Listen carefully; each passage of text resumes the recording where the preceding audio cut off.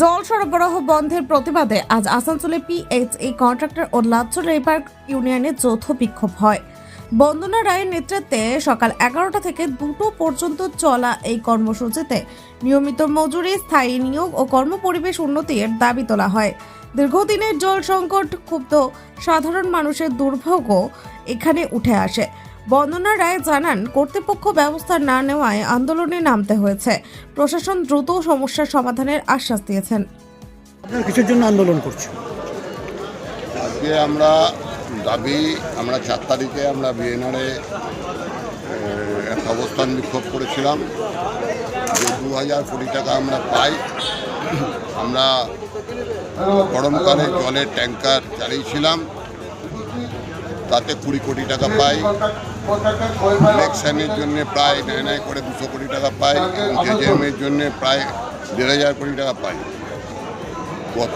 বিগত 2 বছর ধরে কোনো পেমেন্ট আমাদের দিচ্ছে না এবং এর ফলে কি হচ্ছে, মেহনতি মানুষ যারা জল চালায়, যারা ভাল্ব খোলে, যারা পাইপ মেরামতি করে, তাদেরকে আমরা পেমেন্ট দিতে পারছি না এবং পেমেন্ট না দিলে এরা যদি জল বন্ধ করে দেয় তার কোনো দায়বদ্ধতা থাকবে না।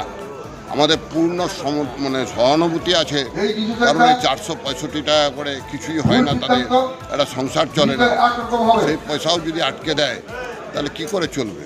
তাই সেই জন্যে দীর্ঘতর আমরা আন্দোলন চালিয়ে যাচ্ছি।